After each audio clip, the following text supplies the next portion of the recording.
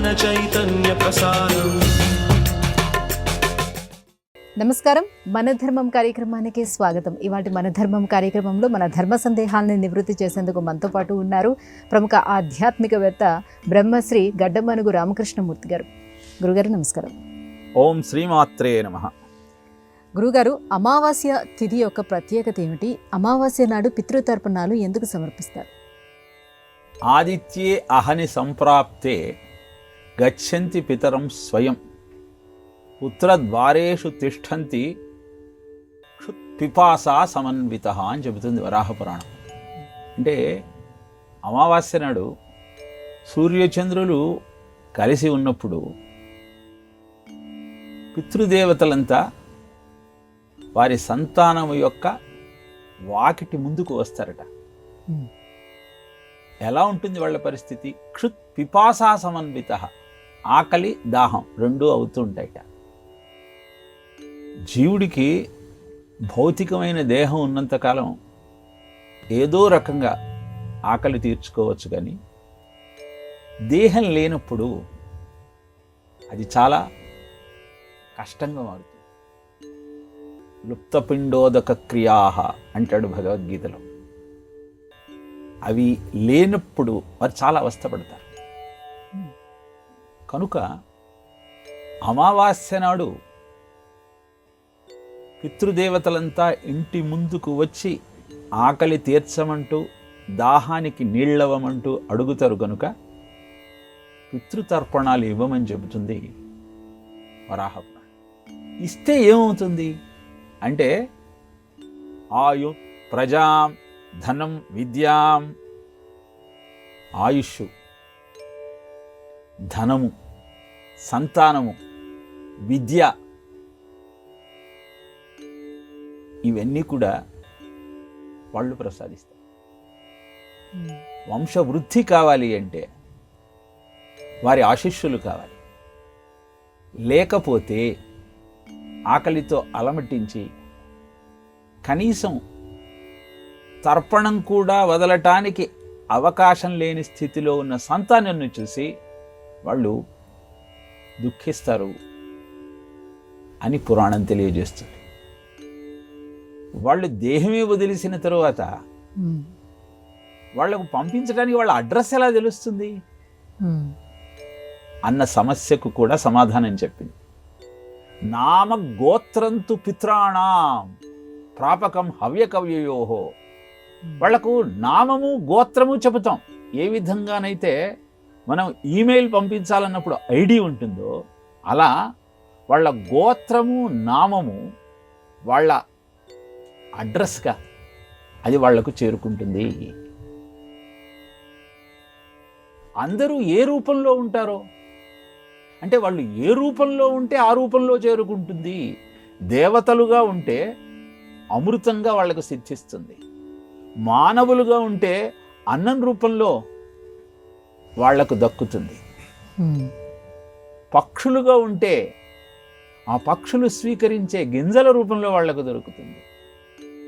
ఇలా ఏ విధంగానైతే మనం మన కరెన్సీని ఇతర దేశాలలోకి పంపించినప్పుడు వాళ్ళ కరెన్సీగా మార్చేటువంటి ఏజెన్సీ ఉంటుందో, మనం అర్పించేటువంటి తర్పణాలను అందుకునేటువంటి వ్యవస్థ కూడా విశ్వంలో ఉంది.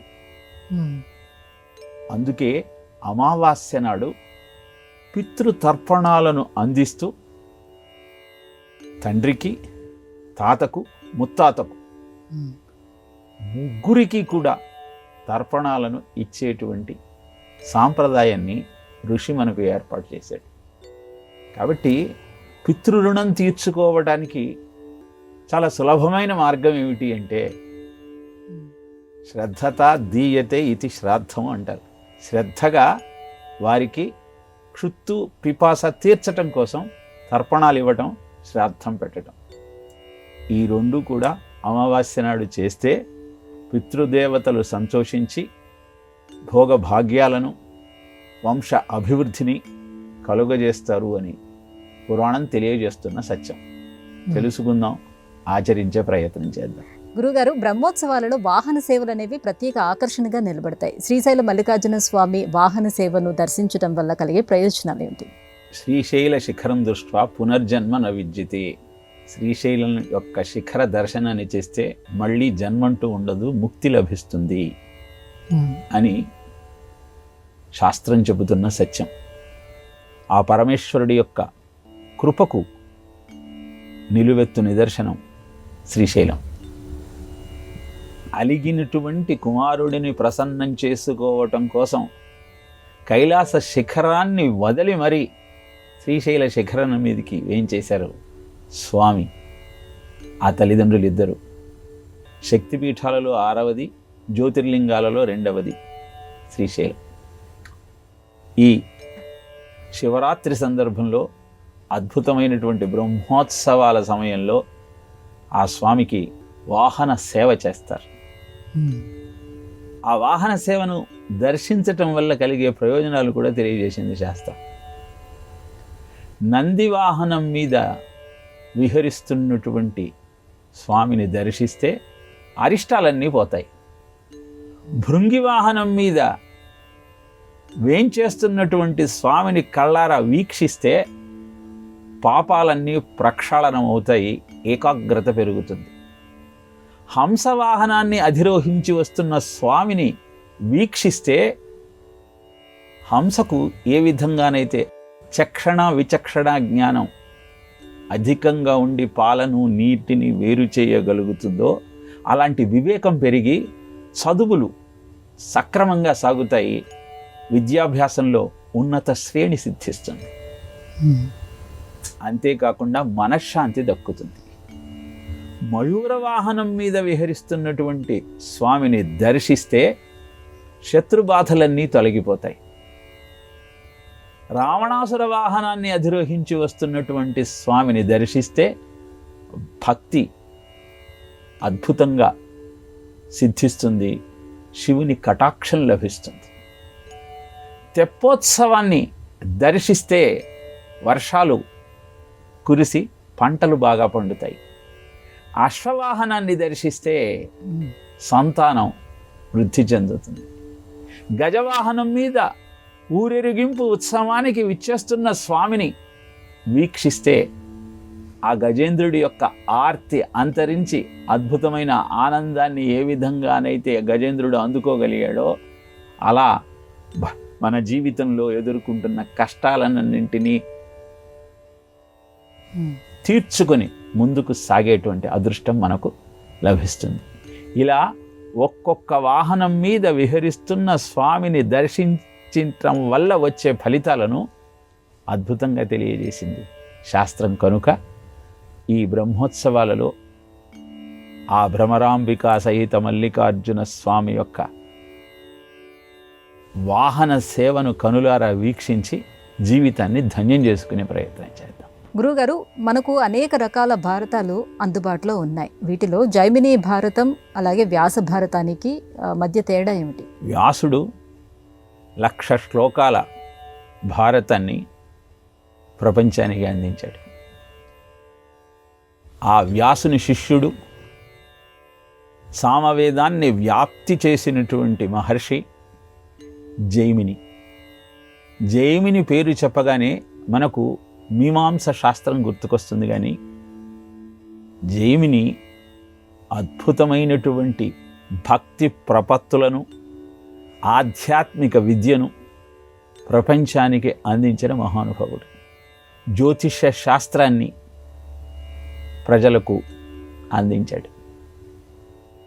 యద్దుష్కరం యద్దురావం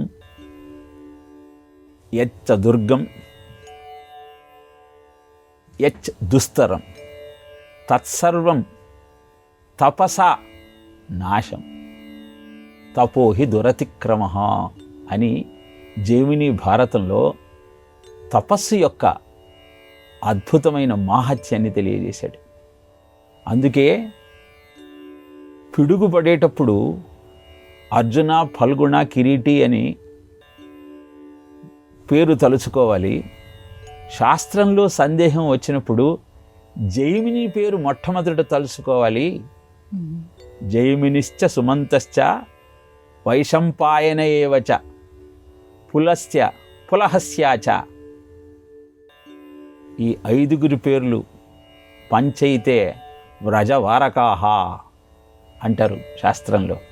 దాంట్లో మొట్టమొదట జైమిని పేరు చెప్పటం జరిగింది.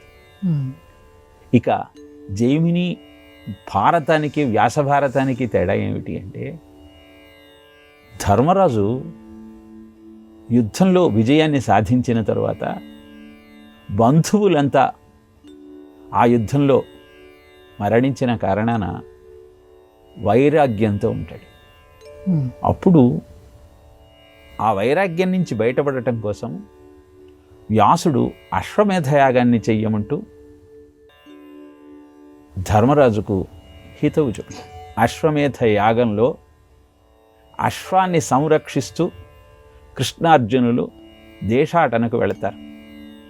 అలా దేశాటనానికి వెళ్ళిన క్రమంలో వారు ఎదుర్కొన్న సమస్యలు, ఆ సమస్యలను పరిష్కరించుకున్న విధి విధానాలు అన్నీ కూడా జైమిని భారతంలో జైమిని రచించాడు. జనమేజయునికి ఈ భారతాన్ని వివరించాడు. ఇలా వ్యాసుని ప్రోద్బలంతో జైమిని ప్రపంచానికి అందించిన అద్భుతమైన వాంగ్మయమే జైమిని భారతం. వ్యాసుడు చరిత్రను, వంశముల మధ్య జరిగినటువంటి యుద్ధ వివరాలను ప్రధానంగా తెలియజేస్తే, భక్తి, ఆధ్యాత్మిక తత్వము, మానవ జీవన మనుగడకు ఆచరించాల్సినటువంటి అనుష్ఠానాన్ని ప్రధానంగా చేసుకుంటూ జైమిని తన భారత రచనను కొనసాగించాడు. ఇలా అద్భుతమైన వాంగ్మయాన్ని ప్రపంచానికి అందించిన మహానుభావుడు జైమిని మహర్షి. జైమిని సామగో కవి అంటాడు వ్యాసుడు తన శిష్యుణ్ణి ప్రశంసిస్తూ.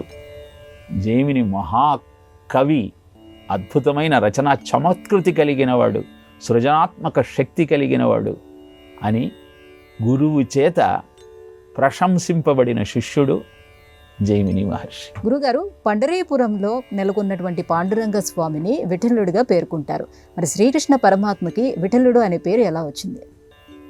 మహాయోగి పీఠే తటే భీమరథ్యాం వరం పుండరీకాయ దాతుం మునీంద్రైః సమాగత్య తిష్టంతి మానందకందం పరబ్రహ్మలింగం భజే పాండురంగం. అద్భుతమైన ఈ శ్లోకము భీమ నది ఒడ్డున వెలసినటువంటి ఆ పాండురంగని మాహాత్యాన్ని తెలియజేసేటువంటి వృత్తాంతం.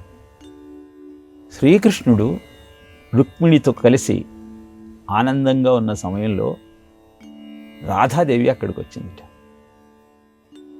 రాధాదేవి కృష్ణునితో ఉన్న చనువు కారణంగా కృష్ణుని సామీప్యానికి రావటాన్ని గమనించిన రుక్మిణి తట్టుకోలేక భీమా నది ఒడ్డున ఉన్న ఈ క్షేత్రానికి వచ్చిందిట. అక్కడే పుండరీకుడు కూడా నివాసం ఉంటూ ఉన్నాడు. రాధాదేవి వెళ్ళిపోయిన తరువాత రుక్మిణిని వెతుక్కుంటూ శ్రీకృష్ణుడు ఆ క్షేత్రానికి వచ్చాడు. రుక్మిణిని అనునయించాడు. అనంతరము తన నామాన్ని జపిస్తున్న పుండరీకుడిని కూడా చూడాలని ఆయన ఇంటికి వెళ్ళాడు. అక్కడ పుండరీకుడు అప్పటిదాకా అనేకమైనటువంటి వ్యసనాలలో ఉండి కుక్కుటముని ఉపదేశం కారణంగా మంచిగా మారి తల్లిదండ్రుల సేవ చేస్తూ, తల్లిదండ్రుల సేవ కంటే మించిన సేవ మరొకటి లేదని గమనించి కృష్ణుడు పిలుస్తున్నా పలకకుండా తల్లిదండ్రుల సేవ చేస్తున్నట్ట. అది గమనించిన కృష్ణుడు రావయ్యా అని తొందరగా రమ్మంటూ అడిగేసరికే ఒక ఇటుకను విసిరేసేట. వచ్చేదాకా అక్కడ నిలబడు అని భక్తుడి ఆజ్ఞ అయింది కనుక శ్రీకృష్ణుడు రుక్మిణీదేవితో సహా ఆ ఇటుక మీద నిలబడ్డట. విఠ్ అంటే ఇటుక, లా అంటే నిలిచి ఉన్నవాడు, విఠల అంటే వరం పుండరీకాయ దాతుం మునీంద్రై, అలా ఆయన కోరిక మేరకు అలా నిలబడి ఉన్నాడు కనుక ఆయనని విఠలా అన్నారని ఒక ఐహిత్యం.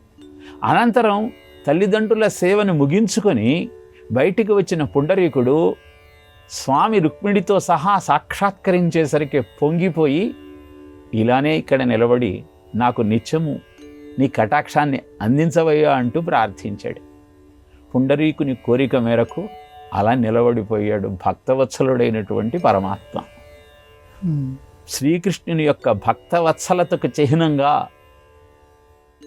విఠల అన్న నామధేయాన్ని ధరించి మనను కటాక్షిస్తున్నాడు.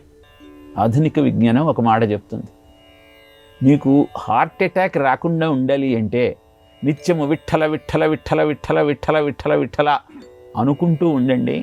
ఆ విఠల శబ్దాన్ని ఉచ్చరించటం వల్ల వచ్చేటువంటి తరంగాలు మీ హృదయంలోని రక్త ప్రసరణను సక్రమంగా మరల్చి మీకు హృద్రోగం రాకుండా కాపాడుతుంది అని. ఇలా ఇహాన్ని పరాన్ని మనకు అందిస్తూ అద్భుతమైనటువంటి భక్తితో ఆయనను సేవించిన వారిని కటాక్షించేటువంటి పాండురంగడిని కీర్తిస్తూ ఆ రూపాన్ని ధ్యానిస్తూ ఆనందంగా జీవించే ప్రయత్నం చేద్దాం.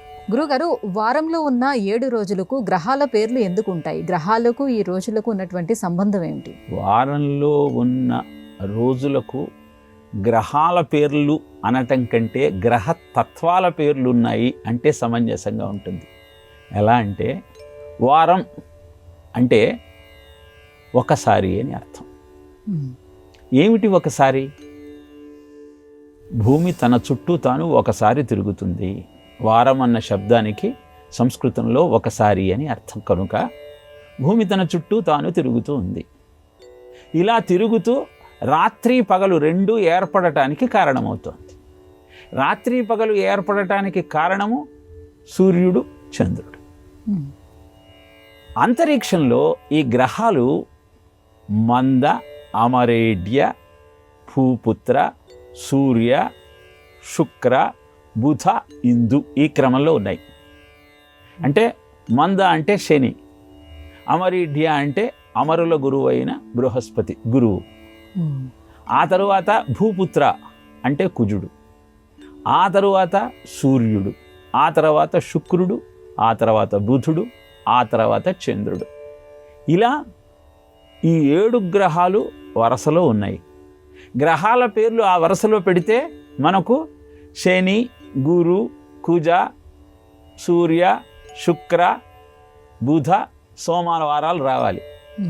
కానీ గ్రహాల నుంచి వచ్చేటువంటి ప్రభావం 24 భాగాల మీద సోకుతోంది అని ఋషి చెప్పాడు. 24 భాగాలను 24 గంటలు చేశారు. ఈ గ్రహము యొక్క ప్రభావము భూమి మీద ఎలా పడుతోందో గమనించి ఏ గ్రహం ప్రభావం ఎలా ఉంటుందో చూసి ఆ క్రమాన్ని గణించి వాటిని అహోరాత్రం అన్నారు. అహోరాత్రము అంటే రాత్రి పగలు కలిపితే 24 గంటలని అర్థం. దానిలో ఈ ఆత్రం తీసేస్తే హోరా అని మిగిలింది. ఆ హోరానే అవరుగా మారి 24 గంటల్లో ఒక రోజు అని మనం చెప్పుకుంటూ ఉన్నాం. ఇప్పుడు సృష్టి సూర్య హోరతో ప్రారంభమైంది. అంటే సూర్యుడు ఉదయించినప్పుడు సృష్టి ప్రారంభమైంది కనుక సూర్య హోరతో ప్రారంభమయ్యి అక్కడి నుంచి 24 గంటలు లెక్క పెట్టిన తర్వాత వచ్చేది చంద్రహోర కనుక సూర్యగ్రహము తత్వము తర్వాత చంద్రగ్రహము తత్వము మన మీద పనిచేస్తుంది కనుక సూర్యుడి తర్వాత చంద్రుడు, ఆ చంద్రుడి తర్వాత 24 గంటల తర్వాత కుజుడు, దాని 24 గంటల తర్వాత బుధుడు. ఇలా రోజు ఏ హోరతో ప్రారంభమవుతుందో ఆ హోరకు సంబంధించిన గ్రహము యొక్క పేరు ఆ వారానికి పెట్టడం జరిగింది. అలా ఆదివారం నుంచి ప్రారంభించి శనివారం దాకా గ్రహముల యొక్క తత్వములు జీవుల మీద ఏ విధంగా ప్రవర్తిస్తూ ఉన్నాయో గణించిన మహర్షి వారాలను ఏర్పాటు చేశాడు. ఈ విజ్ఞానం పాశ్చాత్యులకు లేదు కనుక వారు కూడా మన విజ్ఞానాన్ని అనుసరిస్తూ సండే, మండే, ట్యూస్డే, వెన్స్డే అంటూ నామాన్ని వారి రోజులకు కూడా పెట్టుకోవటం జరిగింది. మొత్తం మీద చెప్పాల్సిన విషయం ఏమిటంటే, ప్రపంచానికి ఖగోళ విజ్ఞానాన్ని అందించిన వాడు భారతీయ ఋషి. అందుకే కాలంలో వచ్చే విపరీతాలను తట్టుకోవటానికి అవసరమైన విధి విధానాలను ఆచరిస్తూ, గ్రహ తత్వాలను గుర్తిస్తూ 24 గంటలు ఆనందంగా ఉండటానికి ఎలాంటి కార్యకలాపాలను ఆసరాగా చేసుకోవాలో తెలియజేసింది వైదిక శాస్త్రం. అందుకే గాయత్రి మంత్రము 24 గంటలకు 24 అక్షరాలు రక్షక కవచంగా మారి మనను కాపాడుతూ మనను ముందరికి తీసుకువెళుతున్న మహామంత్రం. నా గాయత్రి సమో మంత్ర అని చెప్పింది శాస్త్రం. ఇలా మనం చేస్తున్న ప్రతి పనికి ఋషి ప్రోక్తమైనటువంటి విధి విధానానికి అద్భుతమైన విజ్ఞానం తోడుగా నిలిచి మనకు శ్రీరామ రక్షగా మనను ముందుకు నడిపిస్తుంది. కనుక అద్భుతమైన ఆ ఆర్షవాంగ్మయాన్ని ఆసరా చేసుకుంటూ మన దైనందిన జీవితాన్ని గడిపే ప్రయత్నం చేద్దాం. గురువుగారు, మన భారతీయ జీవన విధానంలో దేవతారాధన క్రమంలో ఎన్నో వైరుధ్యాలు ఉండటానికి కారణాలేంటి?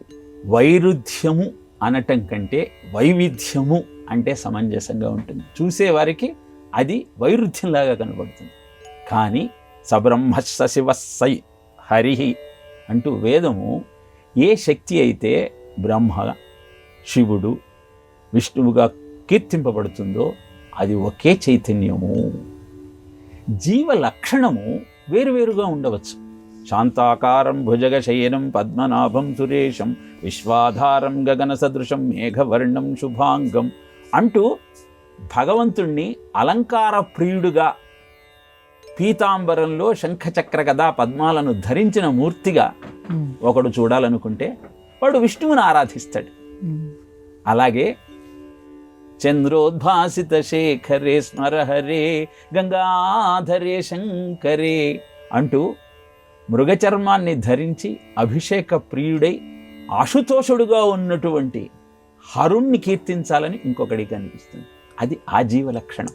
ఇలా వైవిధ్యభరితమైనటువంటి ఆలోచన క్రమాన్ని ఆరాధనా యోగ్యంగా మలచటం కోసం ద్వైతము, అద్వైతము, విశిష్టాద్వైతము, సగుణము, నిర్గుణము అంటూ అనేకమైనటువంటి ఆరాధనా విధానాలను భారతీయ వాంగ్మయం ఆవిష్కరించింది.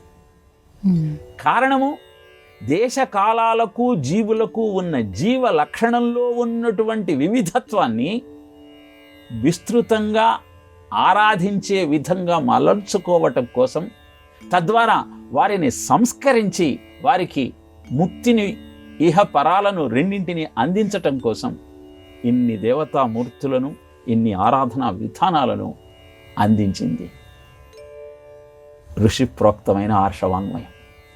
కనుక ఏ విధంగా చూసినా అన్ని దేవతా స్వరూపాల యొక్క ఆంతర్యము, వాటి ద్వారా ప్రజాబాహుళ్యానికి అందే ప్రయోజనము ప్రజా జీవితాన్ని సక్రమమైన మార్గంలో నడిపిస్తుంది. కనుక అది వైరుధ్యం కాకుండా వైవిధ్యం అన్న భావనను పెంపొందించుకుంటూ ఆ పరమాత్మను ఆరాధించే ప్రయత్నం చేయగలిగినప్పుడు జీవితం అద్భుతంగా ఉంటుంది. భిన్నత్వంలో ఏకత్వమే భారతీయుని జీవన విధానం. అదే వేద విహితమైనటువంటి అద్భుతమైన నిత్య సత్యం. గురుగారు, ఇవాళ మన ధర్మము కార్యక్రమంలో మాకు వచ్చినటువంటి ధర్మ సందేహాలన్నీ కూడా నివృత్తి చేసినందుకు ధన్యవాదాలండి. కృష్ణార్పణ. ఇది ఇవాళ మన ధర్మం కార్యక్రమం. రేపటి మన ధర్మం కార్యక్రమంలో మళ్ళీ కలుసుకుందాం. నమస్కారం. ఈ కార్యక్రమాన్ని తిరిగి చూడాలనుకుంటే www.youtube.com/ETV Life Spiritual లో చూడవచ్చు.